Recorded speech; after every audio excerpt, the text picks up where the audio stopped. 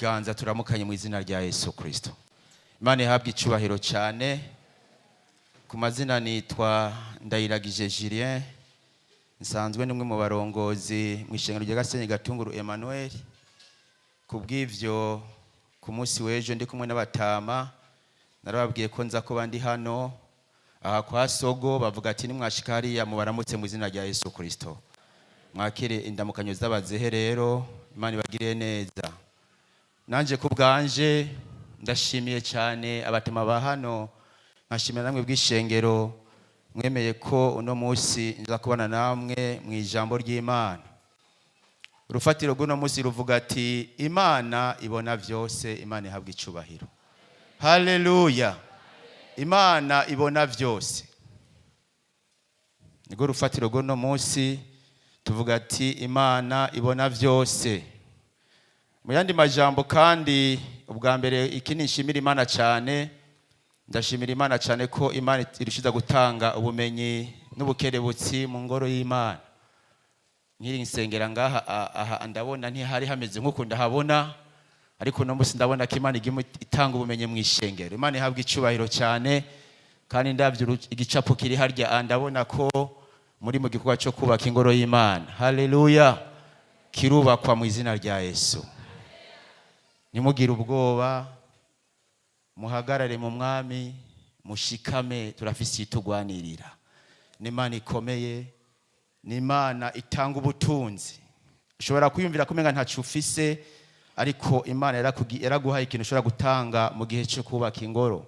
Kuri muzima rero, zana ivyo ufise vyose twubaka ingoro y'Imana. Haleluya. Natwe mu gatumu turi mu nyubako, kandi bikaba biko biragenda neza, two turasakara hejuru dusa nuko twarangije. Byadutwaye uburyo bwinshi mugabo, kandi twarabonye Imana igendera akora mu impera amashimisha Imana yacu. Haleluya. Nimutinye rero, ndabona igikorwa ari kinini ya cyane, kandi ndabona ko gikozwe mu buhinga bukomeye cyane. Engineer Paul na Seti, Imana ibahezagire cyane. Ce sont des vieux concepteurs. Mubakomera amashina bonye, Imana irabagiriye neza. Nimbono nziza cyane. Nanje mugamuri uno mugambi nteza kugira ico nkoze, kuko naje ndakunda ibikorwa by'inyubako. Nzovugana n'abazehe kumbure nzotanga imifuko 10 ya Dangote ya 42.5 megapascal. Nivyo rero Imana ibahezagire cyane, kandi turabasengera murushize gukorera umwami n'ivy'igiciro kinini. Dusomere rero igitabo ca Yeremiya igice c'indwi ku murongo w'icenda gushika ku murongo wa 15. Nsaba umusomyi asoma neza ashike hano dusomere ano majambo. Yeremiya igice c'indwi ku murongo w'icenda gushika ku murongo wa 15. Urufatiro ruvuga ati Imana ibona vyose. Imana ibona vyose. Yeremiya indwi icenda gushika 15. Umusomyi azi adufashe gusoma no majambo. Reka twikore ku mukozi w'Imana Cassien ashike hano dufashe gusoma.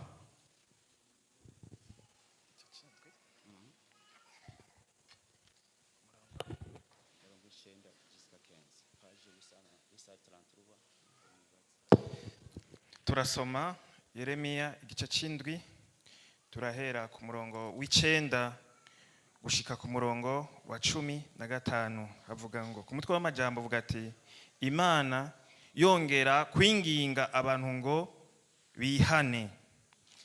Ku murongo w'icenda, mbega birashoboka ko mwiba, mukica, mugasambana, mukarahira ibinyoma, mukosereza Bayali imibavu, mukagendanira izindi mana mutigeze kumenya? 10. Maze mukaza mugahagarara imbere yanje muri iyi ngoro yitirirwa izina ryanje, mukavuga muti twarakijijwe. Mwaheza mugakora ivyo bizira vyose. 11. None iyi ngoro yitirirwa izina ryanje mbega ihindutse nk'isenga ry'abambuzi mu maso yanyu. Erega jewe ni jewe ubwanje navyiboneye, ni jewe uhoraho mbivuze. Enda nimugende ha hantu hanje ishiro, aho natanguye gushira izina ryanje ngo rihabe. Mwitegereze ivyo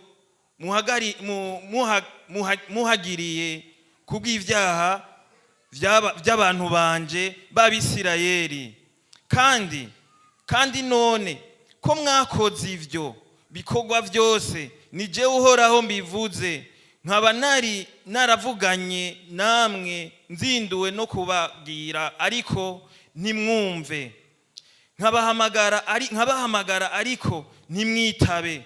Nuko rero nk'uko nagiriye ishiro, niko nzogirira iyi ngoro yitirirwa izina ryanje. Iyo mwizigira niho hantu nabahaye mwe n'abasogokuruza banyu. 15. Kandi nzobahinda mbirukane mu nyonga zanje, nk'uko nahinze bene wanyu bose, nibo ruvyaro rwose rwa Efurayimu. Imana idufashe cyane. Haleluya. Iri jambo rivuga ati Imana ibona vyose. Uyu muryango canke irihanga ry'Abisirayeli ryari hanga rikomeye cyane, kuko ryari hanga ritegezwa kuranga kwerekana Imana nyakuri mu yandi mahanga atazi Imana. Ryari hanga ryatoranijwe kugira rimenyekanishe Imana nyezina, atari Imana y'igishushanyo, atari Imana yabajwe n'intoke z'abana b'abantu, ariko Imana tuvuga, Imana yaremye isi n'ijuru. Ryari hanga rero rikomeye cyane kugira ngo ryerekane ubasha bw'Imana mu yandi mahanga atazi Imana. Kandi rino hanga ryabaye ihanga rifise inkomezi ryahabwa irihawe n'Imana kugira ngo ishobore gutsinda urugamba. Hari ivyategezwa kuranga rino hanga. Bategezwa kuba abantu ubwa mbere bafise ivyagezwe bibarongora, bafise ijambo ry'Imana ribarongora. Igihe cyose bagiye kubiri n'ijambo ry'Imana babona amahano, babona ibigeragezo, babona batsindwa mu ngamba. Kandi mugabo Imana niho bwagenda uko yagumi baheka ku mugongo. Imana ihabwa icubahiro cyane. Imana iguma ari urukundo ibihe byose. Mugabo rero kandi Imana naho ari urukundo ibihe byose, yihanganiye bande? Yihanganiye abantu bose. Irihanganiye abantu bizera Imana. Irihanganiye kuzoshitsa uburake bwayo ku banyavyaha. Mugabo kandi rino hanga rero ryabaye ihanga ryagendanye n'Imana umwanya muremure, imyaka myinshi, barongorwa n'abami batandukanye, barongorwa n'abakozi b'Imana batandukanye. Mugabo kandi ryabaye ihanga rigarariza mu rugendo, ryabaye ihanga rigoye kurongora. Mbere mwibuke n'umukozi w'Imana Mose, ryabaye ihanga rimugora cyane kugira ngo arimetirize. Imana idufashe cyane. Barahindagurika umwe wasanga bahindutse.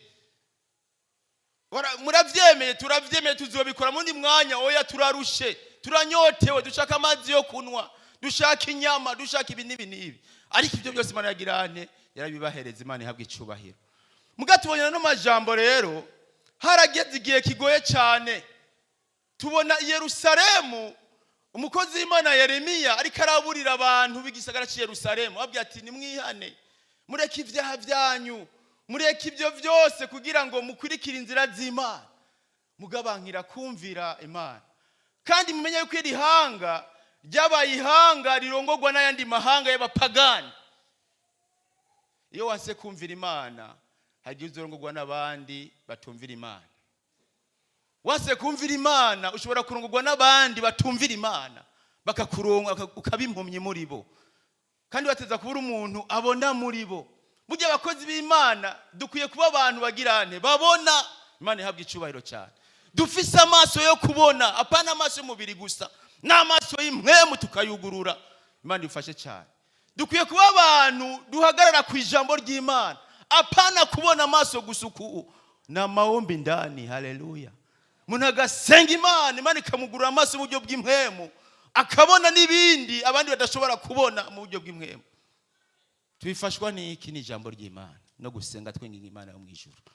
Rero tubona rero iri hanga igihe ryanse kurongorwa neza n'Imana, harageze mbere Imana ibaha kurongorwa n'ayandi mahanga. barabakirimbiye ko barabarongora abapagani barabajegeza neza. Muri Egiputa barabarongoye imyaka n'imyaka, Babuloniya barabatwara nk'inyagano, Mede Peresi barabatwara nk'inyagano, Ubugiriki burabatwara, Abaroma barabatwara. Ibyo byose byari ingaruka y'iki? Y'ivyaha. Imana ibona vyose. Haleluya. Aha rero Imana ikiraburana n'abantu bayo, iriko irababwira amajambo akomeye, babwira ati mbega birashoboka ko mwiba, mukica, mugasambana, mukarahira ibinyoma, mukosereza abayari imibavu, mukagendanira izindi mana mutigeze kumenya, izindi mana mutigeze kumenya. Imana idufashe cyane. Yari izi ko ariyo mana bazi ubwayo, mugabo iza gusanga umwana w'umuntu yagiye gusenga n'izindi mana itigeze kubabwira. Birababaje cyane. Hagiye ubwira umuntu tewe iki kintu ni kibi, akabwira ati iki ni cyiza, akifuza guhitamo ikintu atigeze yigishwa nawe, mugabo agahitamo ikintu yigishijwe n'abandi. Mugabo ukwigishije ikintu burya ni wazi ikintu cyinshi kurusha amugishije ku ruhande. Kuko mwibuke na Satani, mbere byashobora ko Satani yo bari inzoka ntoyi. Si inzoka ntoyi, ubu ni isato. Yarakuze kiguma kigara. Mwibuke mu itongo rya Edeni, Satani yaje nk'inzoka. Yaje nk'inzoka, arahenda Adamu na Eva, baroshwa baroheka.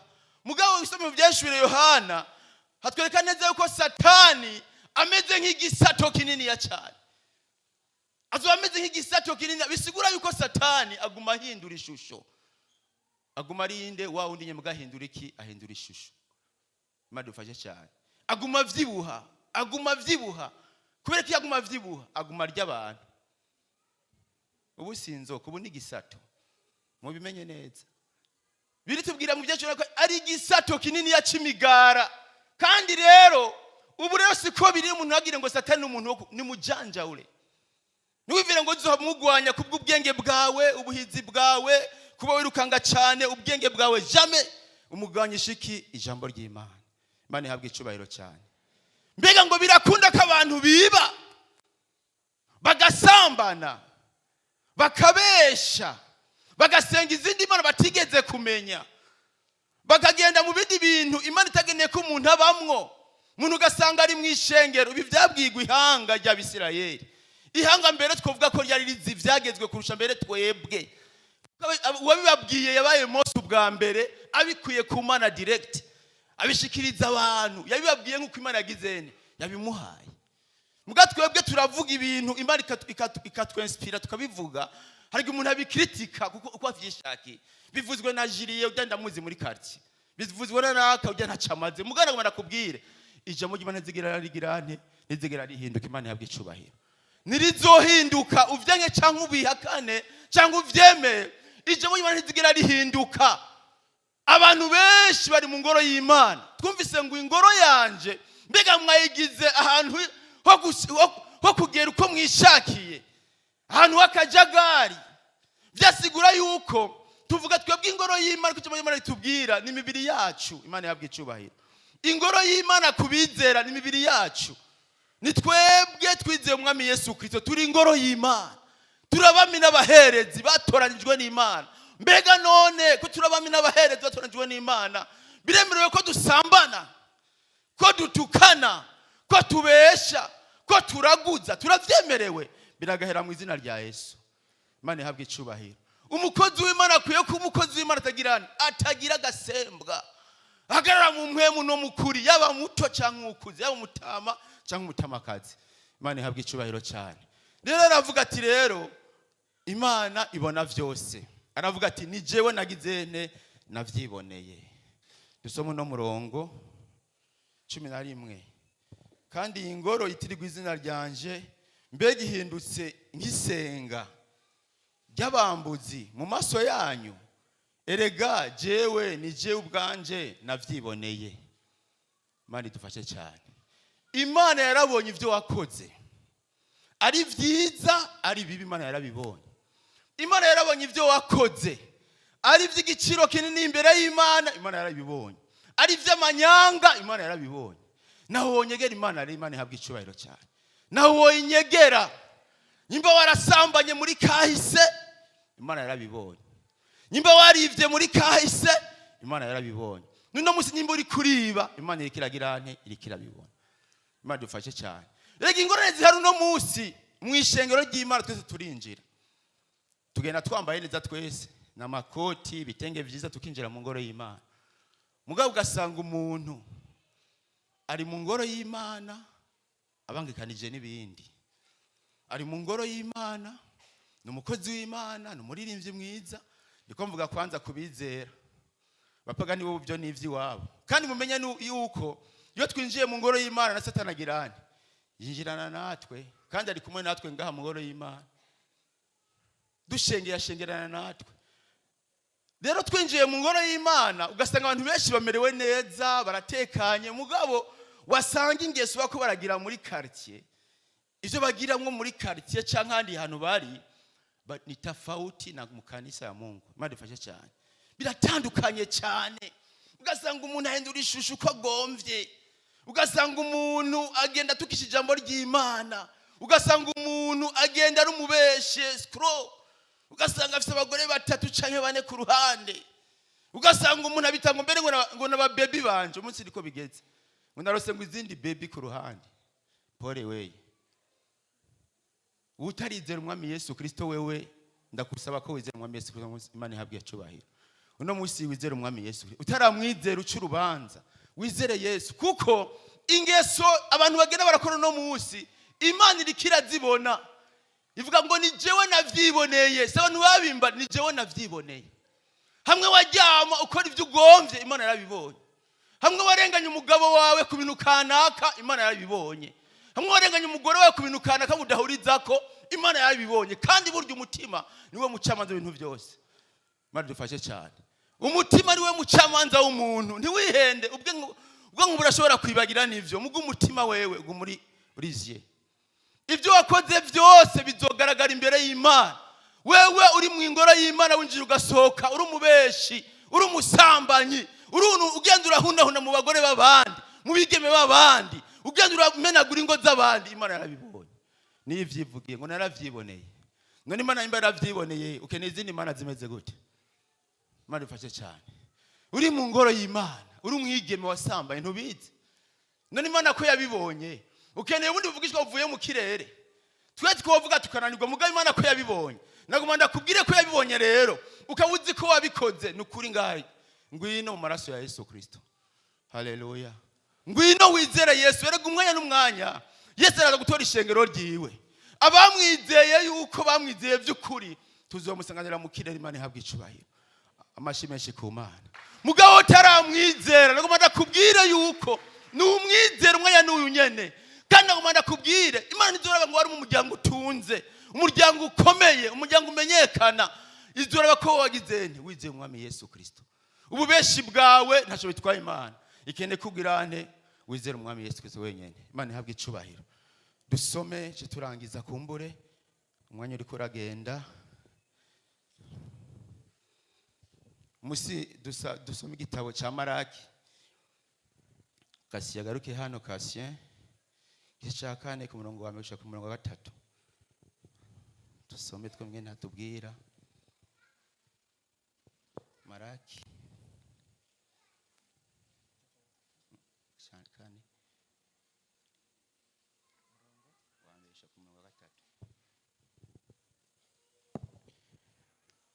Dusome igitabo cya Maraki igice cya kane turasoma umurongo wa 1 gushaka umurongo wa 3. Umutwe w'amajambo aravuga ati umunsi wo kugaruka k'umwami wacu. Eheraba umunsi uraje wakankitanure. Abibone bose n'inkozi z'ibibi zose bazoba ibishingwe. Kandi uwo munsi ugiruze uzobatongora. Niko Uhoraho nyene ingabo agize. Nta n'agashatsi canke agashami uzobasigarana. 2. Ariko mweho abubaha izina ryanje, izuba ry'ubugororotsi rizobarasira rifise ugukiza mu mababa yaryo. maze abazosohoka mukina amabavu nk'inyana zivuye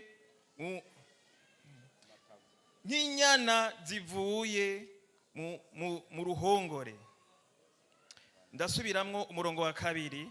Ariko mweho abubaha izina ryanje, izuba ry'ubugororotsi rizobarasira rifise ugukiza mu mababa yaryo, maze muzosohoka mukina amatavu nk'inyana zivuye mu ruhongore.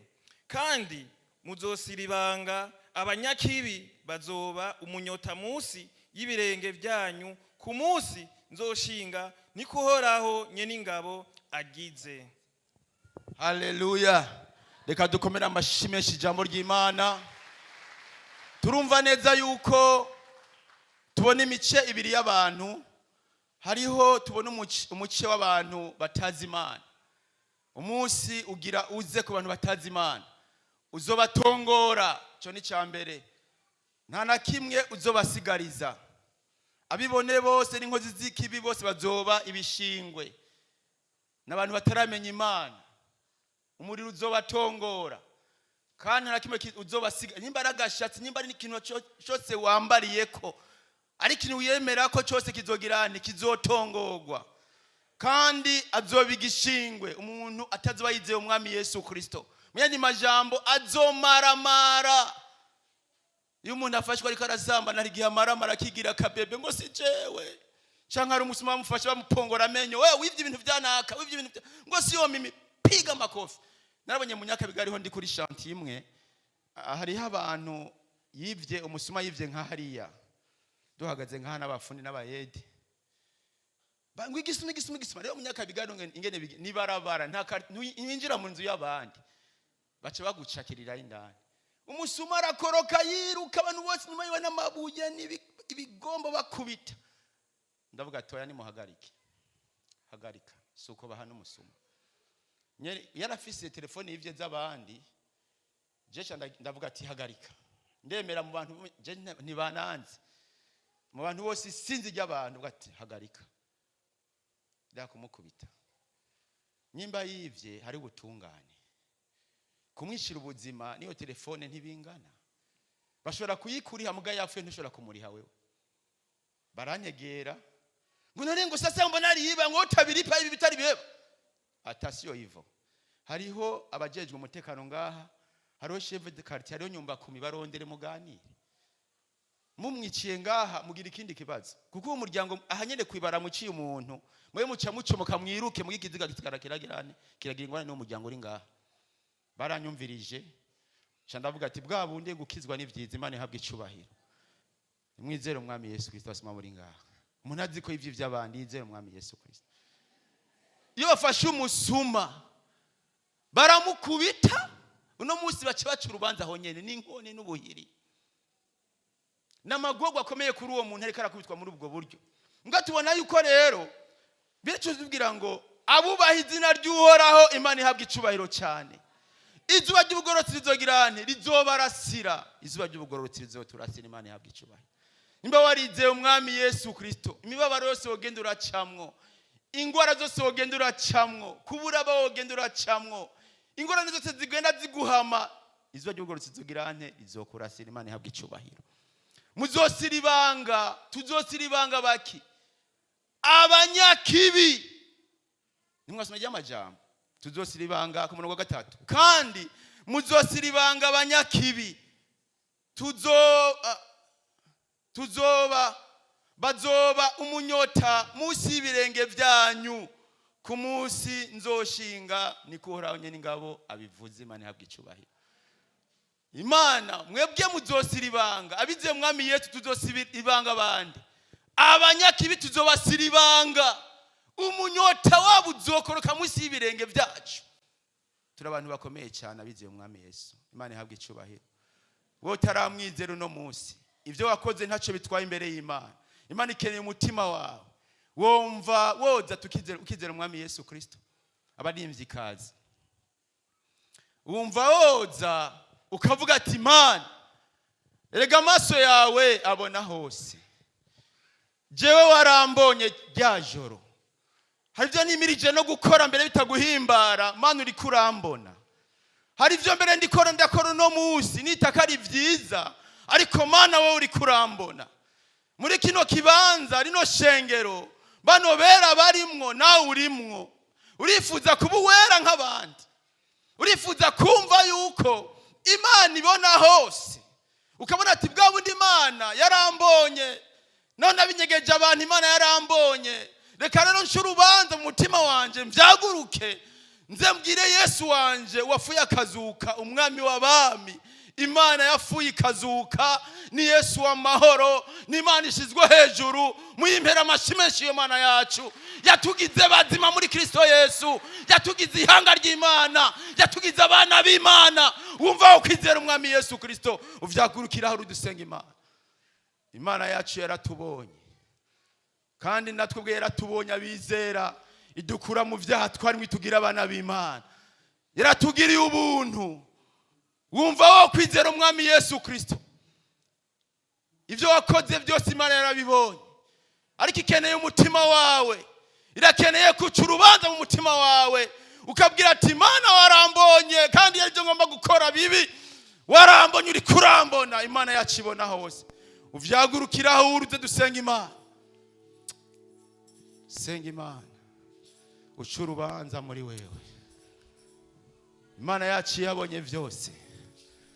Hariho ko bagenda babeshera abandi bitwaza ngo nabantu bakomeye bamenyekana. Wanda kubwira uvyagurukiraho uri dusenga Imana. Reka guhenda umugabo wawe, reka kumuca ku ruhande. Mwaragize indowa nziza, reka kumubenga. Imana yarakubonye ryajoro bikora, Imana yarakubonye ryajoro rikurabesha umubesha, akubwira ati mutama mufasoni wanje mbwira byagenze gute, ngo barambeshera umugabo wanje mbwira ngo wapi. Muga Imana yarakubonye, ndaguhaye ikaze dusenga Imana, twemegwe n'Imana. Mukiza wiyumvire bukebuke wa musore we, izo nk'umugenzi urabesha bigenda gute? Kwese ariko arakubona, Imana ibona hose. Byaguruka uca urubanza ubwire ati mwami, numvise ko abanyabyaha bazogira ingorane nyinshi, ndumvise abagorotsi ko bazosiribanga abanyabyaha, na jenzo bari mu gusibanga abandi. Nize umwami Yesu uze dusenga Imana. Kaze rero bahagurutse bose mutera intambwe mushike hano dusenga Imana, ubwo z'Imana babasengere. Abavyagurutse mwese mushike hano mutera intambwe, aho muhagaze mwese mutera intambwe, nimutinye muze hano nyene ha Yesu mu kidengeri c'amaraso ya Yesu Kristo. Wemeye akaba umu esclave, akaba umuja, akaba umunyabyaha, agatonagurwa kubera ishengero riboneke. Uno musi ntiyagira umuntu yitwaza ikintu na kimwe ngo sinabwumvise. Buvuze mu Kirundi warabwumvise, mu Congereza urabwumva, mu Gifaransa urabwumva, nawe kwiziba amatwi ibiti biduhaguruka bivuge ko Yesu ari umwami. Kaze nimutinye, kaze nimutinye.